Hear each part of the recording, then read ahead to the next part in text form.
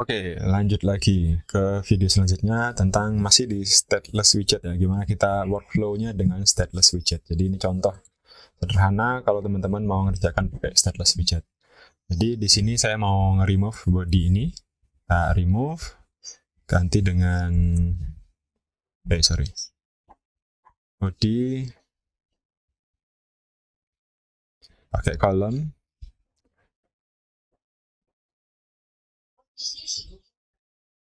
Oke, nah ini ada kolomnya seperti biasa. Kolom punya properties children. Nah, di dalam children saya bakal nambahin beberapa widget lain lagi. Nah, aplikasinya bakal dibuat sangat sederhana ya, cuma ngelis nama sama nomor hero gitu ya. Jadi saya pengen ngelis nama sama nomornya hero Dota misalkan. Nah, ini ya. Nah, di dalam sini kita bisa tambahkan, karena sudah pakai kolom, berarti kita bisa buat teks, kemudian angkanya 1 gitu. Kemudian setelah itu kita kasih teks lagi 2.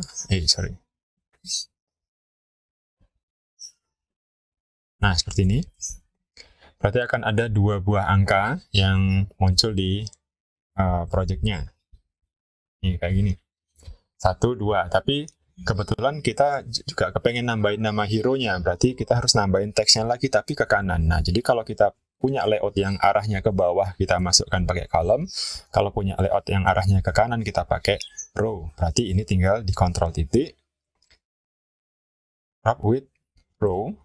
Children-nya ini tadi teks 1, saya tambah 1 lagi, misalkan nama hero-nya adalah Mordred misalkan. Nah, coba ya, dilihat dulu. Ini workflow ya, workflow-nya pakai stateless widget. Nah, sekarang si Mordred ini nggak ada spasinya, berarti kita tambahin, boleh tambahin sized box. Kita kasih width 10.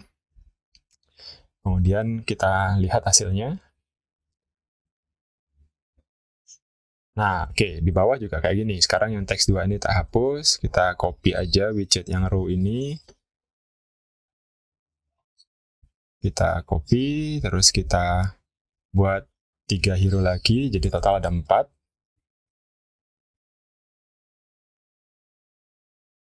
Nah, lihat ya, dari sini kita udah melihat rule-nya dari stateless widget itu adalah cuma untuk menampilkan saja. Jadi sekarang kita punya hero kedua, misalkan barat room, misalnya seperti ini. Kemudian hero ketiga kita kasih,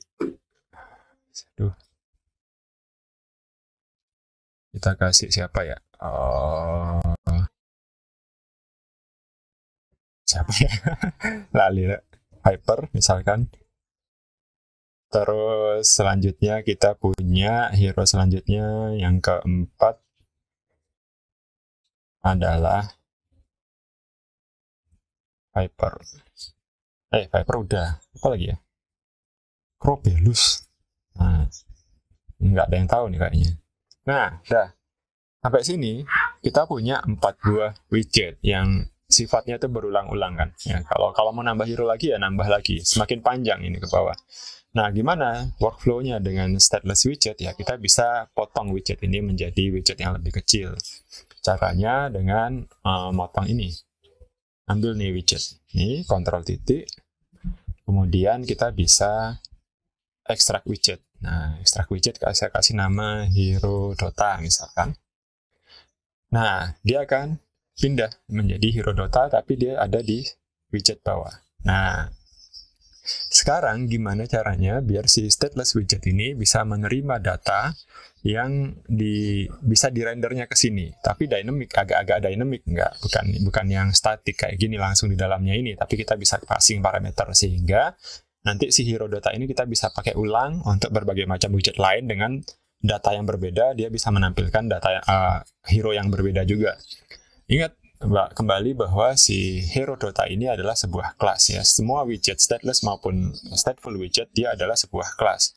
Berarti kelas punya variabel dan punya konstruktor. Jadi kita bisa tambahkan.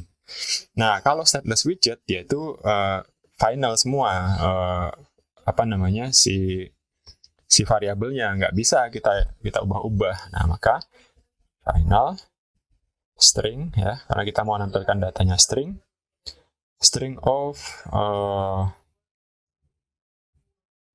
hero ID misalkan. Nah, dibiarin dulu. Terus ada final string hero name.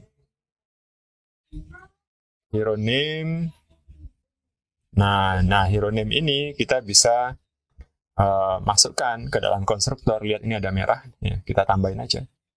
Add final field parameter ini. Terus nanti di sini kita juga, karena si Flutter sekarang sudah pakai yang null safety ya, kayaknya dia nggak mau nih kalau hero ID ini tidak required. Berarti kalau kita ngasihkan null terhadap sesuatu yang kayak begini, dia nggak mau, maka kita harus tambahkan notifikasi bahwa di sini ini required. Nah, kenapa required? Karena kalau dia kasih null nanti ini error gitu kan.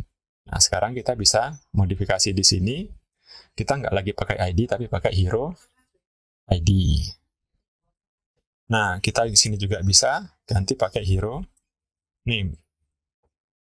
Nah, kayak gini. Nah, dengan adanya hero ID dan adanya hero name ini, kita bisa lanjut dengan yang di atas. Kita bisa modif. Yang di atas tentunya salah. Kenapa? Karena kalau kita mau menginstansiasi sebuah kelas, kita harus gunakan konstruktornya. Nah, konstruktornya HeroDota yang tadinya kosong, sekarang berubah. Ada parameternya. Sekarang kita kontrol klik lagi. Kita tinggal tambahin add required argument, hero ID, kemudian kita bisa tambahin lagi required hero name. Nah, ini sekarang sudah nggak error, kita bisa tambahin datanya tadi, 1. Si Mordred misalkan. Nah, jadi teman-teman ingat lagi cara menginstansiasi kelas. Kelas itu apa? Parameter wajib itu kayak gimana? Itu bisa dipakai di semuanya ini. Nah, sekarang yang ini gimana dong? Ya udah, ini dibuang aja. Ini dibuang aja. Dan kita bakal punya sebuah widget tree yang lebih sederhana kayak gini. HeroDota-nya kita bisa gunakan berulang-ulang. Nah, ini ya. Nih, HeroDota-nya kita bisa gunakan berulang-ulang. Kita bisa ganti dengan ID-nya yang lain, 2. Terus ini Barathrum. Ini yang ketiga siapa tadi? Viper. Yang keempat tadi adalah Crobelus misalkan. Kayak gini ya. Nah, dengan adanya ini, maka kita bisa mempermudah proses widget tree-nya ini. Nah, dan ketika kita mau melakukan perubahan terhadap ini, ya, misalkan si row-nya ini pengen ditaruh di kanan gitu ya, karena mungkin usernya bahasa Arab gitu, misalnya, ya udah tinggal ganti aja main axis alignment-nya, tapi ditaruh N. Ini ya. Nah, jadi dengan mengganti di satu tempat, kita bisa mengganti di semua widget yang lain. Kemudian juga ini mempermudah teman-teman. Jadi anggaplah bisa jadi ini bukan cuma nama HeroDota, tapi juga bisa jadi card-nya produk, bisa jadi button, bisa jadi selain bisa jadi button, bisa jadi card, bisa jadi segala macam ya, bisa semuanya. Aman aja, bisa aja semuanya. Nah, ini lihat. Sekarang dia ada di sebelah kanan semua, rata kanan. Nah, itulah yang bisa kita pakai. Jadi dengan kayak gini kita bisa modifikasinya di satu tempat. Ya, salah satu enaknya adalah kita misalkan dikembalikan start. Terus kita misalkan si row ini mau kita kasih padding antara dia, berarti tinggal kasih ini crop with padding. Paddingnya 8 dari masing-masing, ya udah nanti kita bakal punya row yang punya padding di semua widget hero ini tadi. mau teman-teman kasih background, mau dikasih yang lain juga bisa. Backgroundnya untuk yang genap kayak gini, backgroundnya untuk yang ganjil kayak gini juga bisa. Nanti ada advance-nya lagi. Nah, ini lihat ya, sekarang sudah ada paddingnya. Oke.